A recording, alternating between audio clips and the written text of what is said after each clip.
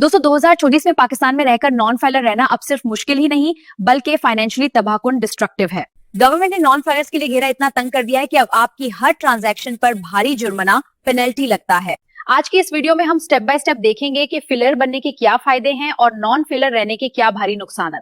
इस संग सबसे पहले बात करते हैं आपके बैंक अकाउंट की।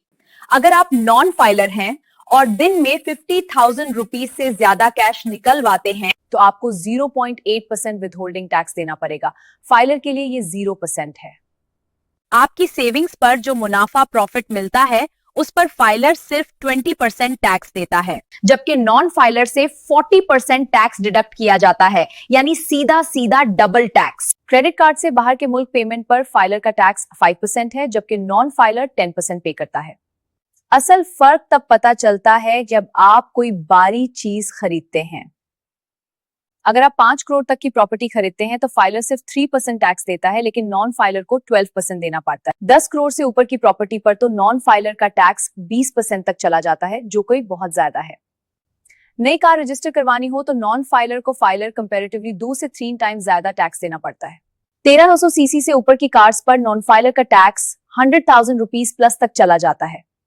सिर्फ महंगा टैक्स ही नहीं, गवर्नमेंट ऑफ पाकिस्तान अब नॉन फाइलर्स पर मजीद सख्तियां कर रही है और मॉनिटरिंग करी है। एफबीआर की तरफ से नॉन फाइलर्स की सिम की ब्लॉकिंग और इलेक्ट्रिसिटी और गैस कनेक्शंस को डिस्कनेक्ट किया जा रहा है। कुछ नॉन फाइलर्स तो बैंक अकाउंट्स को फ्रीज, इंटरनेशनल फ्लाइट से इनकार और बिजली बिल्स एक्स्ट्रा चार्जेस डाले गए हैं। अगर आप भी नॉन फाइलर हैं तो आपको परेशान होने की बिल्कुल जरूरत नहीं है। फाइलर बनना मुश्किल नहीं है, लेकिन नॉन फाइलर रहना बहुत महंगा है।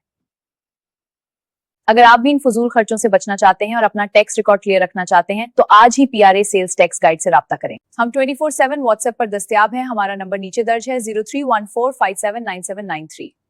अपना बहुत बहुत ख्याल रखिएगा। अगर कोई क्वेश्चंस हो तो कमेंट करें और सब्सक्राइब भी कर दें काइंडली।